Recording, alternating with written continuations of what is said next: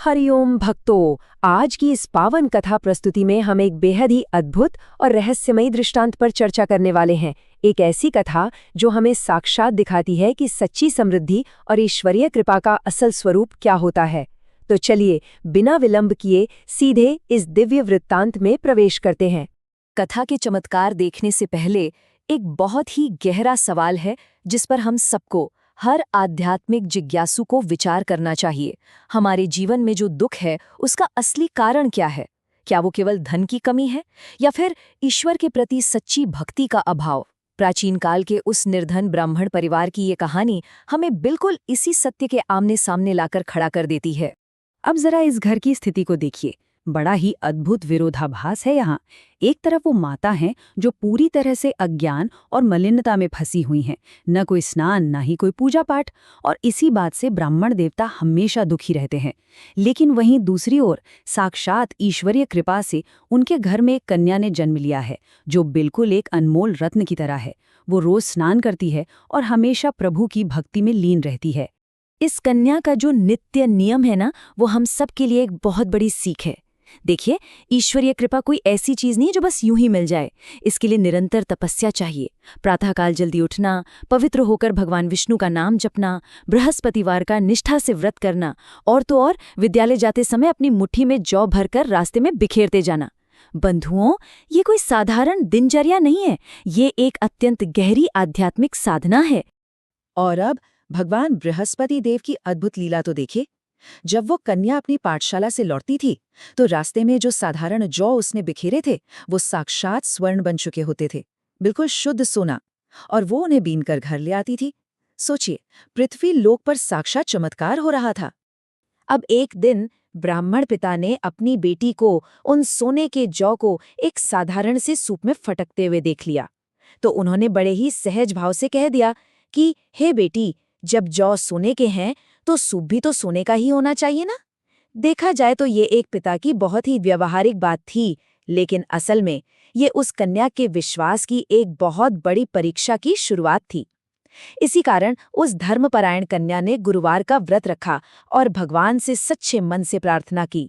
और भक्तों, यहाँ ये बात बिल्कुल सिद्ध हो जाती है कि गुरुवार के दिन अगर सच्चे मन से बिना किसी स्वार्थ के प्रार्थना की जाए तो दैवीय शक्तियाँ उसे कभी अनसुना नहीं करती।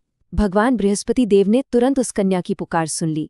अगले दिन जैसे ही वो हमेशा की तरह जौ बीन रही थी, चमत्कारिक रूप से उसे एक सोने का सूप मिल गया।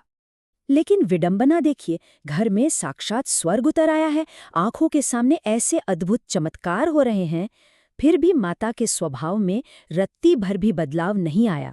वो उसी अज्ञान में, उसी मलिनता में पूरी हठ के साथ फंसी रहीं। उन्होंने इस दैवीय कृपा को ऐसे अनदेखा कर दिया जैसे कुछ हुआ ही न हो।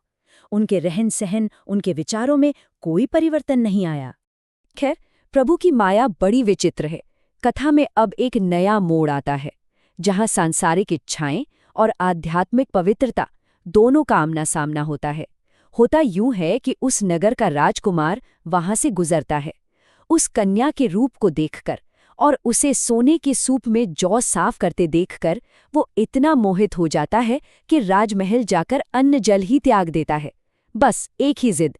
राजा और मंत्री के पूछने पर वो साफ कह देता है कि मुझे उसी कन्या से विवाह करना है। जब राजा के मंत्री प्रस्ताव लेकर ब्राह्मण देवता के पास पहुंचते हैं तो वो इसे सहर्ष स्वीकार कर लेते हैं। पूरे विधि विधान से, पूरे राजसी ठाट बाट के साथ उस धर्मपरायण कन्या का विवाह राजकुमार से हो जाता है। ये मिलन तो अत्यंत शुभ था, लेकिन उस पवित्र कन्या के विदा होते ही उसके मायके में मानो एक बहुत बड़ा आध्यात्मिक खालीपन आ गया। और उसका परिणाम क्या हुआ? कन्या के जाते ही मानो उस घर से साक्षात लक्ष्मी ही रूठ गई। घर में जो पवित्र आभा मंडल था वो तो कन्या के साथ चला गया। अब बची माता की वही पुरानी हठ और मलिनता, जिसके कारण ब्राह्मण देवता के घर में फिर से भयंकर दरिद्रता छा गई। हालत इतनी बुरी हो गई कि अन्न के एक एक दाने के लिए तरसना पड़ गया। अब ये हताशा का चक्र देखिए। ब्राह्मण देवता बड़े दुखी मन से अपनी पुत्री के महल जाते हैं, अपनी घोर गरीबी का हाल बताते हैं। पुत्री उन्हें बहुत सारा धन देकर विदा करती है। कुछ दिन तो बड़े आराम से कटते हैं, लेकिन फिर वो सारा धन खत्म हो जाता है और गरीबी वापस लौट आती है। ये चक्र हमें साफ बताता है कि बाहरी या भौतिक मदद कभी भी आपकी अंदरूनी आध्यात्मिक बीमारी का पक्का इलाज नहीं कर सकती। इस बार वो ज्ञानी पुत्री समझ गई कि सिर्फ पैसे दे देने से बात नहीं बनेगी। अगर इस दरिद्रता को हमेशा के लिए जड़ से मिटाना है तो उसके मूल कारण को खत्म करना होगा, और वो मूल कारण था उसकी माता के भीतर धर्म और पवित्रता का बिल्कुल न होना। इसलिए वो अपने पिता से कहती है कि इस बार आप माताजी को यहाँ लेकर आइए, मैं उन्हें वो विधि बताऊंगी जिससे ये दरिद्रता हमेशा के लिए समाप्त हो जाएगी।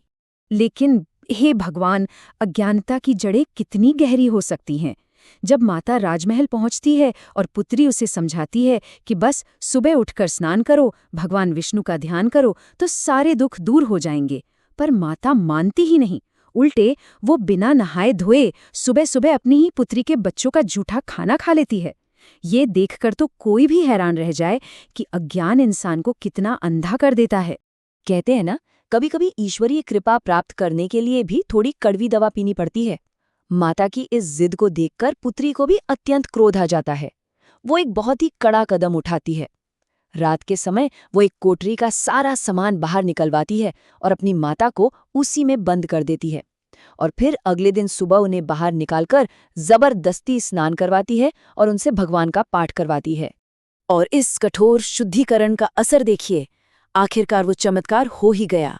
माता की सोई हुई चेतना जाग गई, उनकी बुद्धि एकदम निर्मल हो गई, हृदय में ज्ञान का प्रकाश ऐसा फैला कि उन्होंने अपना सारा अज्ञान त्याग दिया और पूरे मन से हर बृहस्पतिवार को भगवान का व्रत रखना शुरू कर दिया। और यही तो है इस कथा का सबसे सुंदर फल। जब कोई व्यक्ति पूरी तरह से सच्चे मन से भगवान बृहस्पति देव की शरण में आ जाता है तो उनकी अपार कृपा बरसने लगती है। इस व्रत के प्रभाव से वो माता पिता अत्यंत धनवान हो गए, उन्हें पुत्र रत्न की प्राप्ति हुई, इस संसार के सारे सुख भोगे और अंत में भगवान की कृपा से उन्हें मोक्ष यानी स्वर्ग की प्राप्ति हुई। तो भक्तों, जैसे ही हम इस पावन कथा के विश्राम पर पहुंचते हैं, जरा हम सब अपने भीतर झांक कर देखें। अगर सच्ची समृद्धि और सुख की शुरुआत शुद्ध मन और सच्ची भक्ति से होती है, तो आज अभी हमें अपने भीतर की कौन सी मलिनताओं को बुहार कर बाहर फेंकने की जरूरत है? इस प्रश्न को अपने मन में रखिए, स्वयं को जागृत कीजिए और प्रेम से बोलिए, श्री बृहस्पति देव भगवान की जय।